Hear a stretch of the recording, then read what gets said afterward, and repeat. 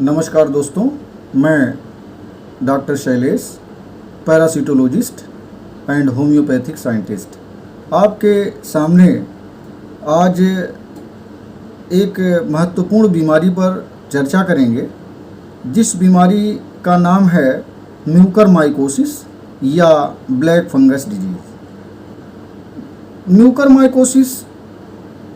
या black fungus disease आज की दौर में मित्रों एक महामारी के रूप में साबित हो रही है और कोविड-19 के बाद ऐसा लग रहा है कि ये दूसरी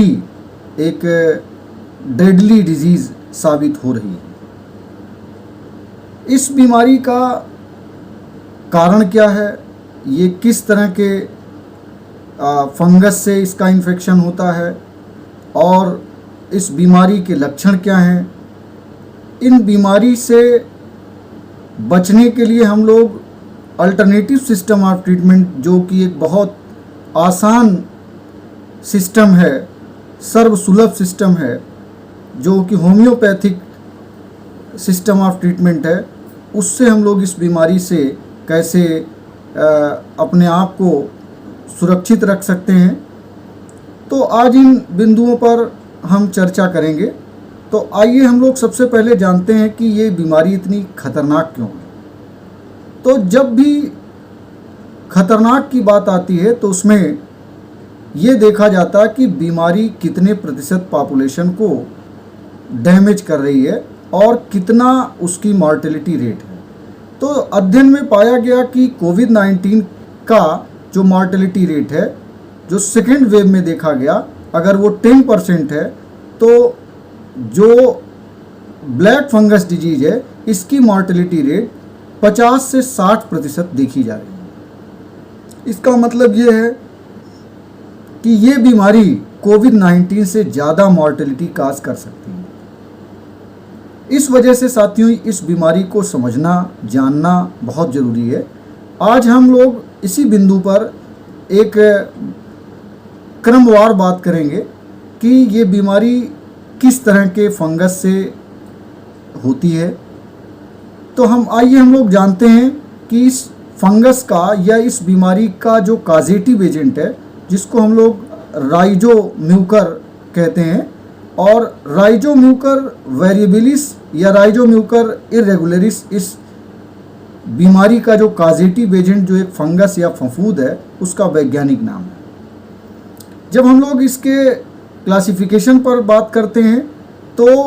यह फंगस एक ऐसे फाइलम, जिसको हम लोग कह सकते हैं कि ग्लोमेरोमाइकोटा के आर्डर एक म्यूकोरेल्स के अंतर्गत आती है। यह एक disease causing non septate filamentous fungus है, जो सामान्यतः ऐसी जगह पाया जाता है, ऐसी जगह इसका प्रिवेलेंस है जहाँ पर नम हवाएं हैं, जहाँ पर टूटी फूटी इमारतें हैं, जहाँ कंस्ट्रक्शन बहुत ज़्यादा होता है, या जहाँ पर सड़े गले पेड़ पौधे या इस तरह के जो डेड ऑर्गेनिक मैटर जहाँ पर ज़्यादा हैं, वहाँ की जो हवाएं हैं उनमें इस तरह के जो एक नॉन सेप्टेड फिलामेंटस फंगस है, वो उनके स्पोर्स बहुत तेज़ी से बढ़ते हैं। तो ऐसा देखा गया कि इनका इन्फेक्शन 2 से 3 तरीके से हो सकता है। पहला जो रूट है इन्फेक्शन का, उसमें देखा गया कि ये एक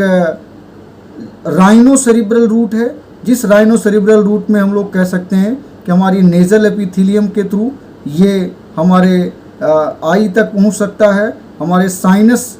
होते हुए साइनस के रास्ते ये हमारे ब्रेन में पहुंच सकता है। दूसरा जो रूट है वो हम लोग कह सकते हैं गैस्ट्रोइंटेस्टाइनल रूट, जिसमें ये ओरल रूट से ये हमारी इंटेस्टाइन और हमारे गैस्ट्रोइंटेस्टाइनल ट्रैक्ट में पहुंच सकता है। उसके अलावा एक तीसरा है जिसको हम लोग पल्मोनरी रूट कहते हैं, या जो कि नेजल रूट के साथ साथ ही संबंधित है, जो कि हमारे नेजल पाथवे से लंग्स में इन्फेक्शन काज कर सकता है। और चौथा एक रूट है जिसको हम लोग कह सकते हैं क्यूटेनियस या सब क्यूटेनियस रूट, जिसमें हम लोगों के शरीर में, त्वचा में कोई भी घाव, कोई भी ऊंस अगर है तो वहाँ पर उसके थ्रू ये इन्फेक्शन इंडोथीलियल सेल के माध्यम से ब्लड वेसिल में पहुँच सकता है, या ब्लड वेसिल के इंडोथीलियल सेल्स में ये इन्फेक्शन पहुँच सकता है। अब साथियों, एक बात ये जानना बहुत ज़रूरी है कि आखिर ये इन्फेक्शन किन किन लोगों में ज़्यादा होने की संभावना है। तो ऐसे लोग जो कि पहले से बीमार हैं, या जिन लोगों का इम्यून सिस्टम कमज़ोर है, जो लोग डायबिटिक हैं।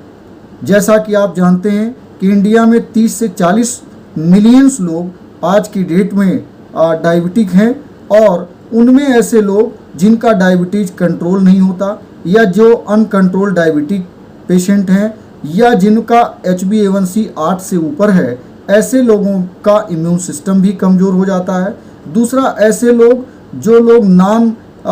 इस तरह के इम्यूनोसप्रेसेंट हैं, या जो लोग इस तरह के जो इम्यूनोसप्रेसेंट मेडिसिन खा रहे हैं, ऐसे जो किडनी के पेशेंट हैं, इस तरह से जो ब्लड कैंसर के पेशेंट हैं, या जिनकी बोन मैरो काम कम कर रही है, जिनमें WBC, RBC और प्लेटलेट्स जो है एक थ्रेशोल्ड लेवल से कम है, पोस्ट कोविड पेशेंट जिनमें एप्लास्टिक एनीमिया के शुरुआती लक्षण हैं, उन सब में देखा गया कि इस तरह के जो फंजाई है, इस तरह का जो फफूंद है, ये ब्लैक फंगस डिजीज़ है, उनसे इन्फेक्शन होने की संभावनाएं ज़्यादा हैं। तो अब हम लोग बात करते हैं कि मॉलिक्यूलर लेवल पर जब स्टडी की गई तो ये देखा गया कि हमारे जो शरीर में, हमारे जो ब्लड में देखा गया कि एक तरह का प्रोटीन पाई जाती है, और वो प्रोटीन हमारी बॉडी में, जिसको हम लोग GRP78 कहते हैं, उस GRP78 प्रोटीन, जिसको हम लोग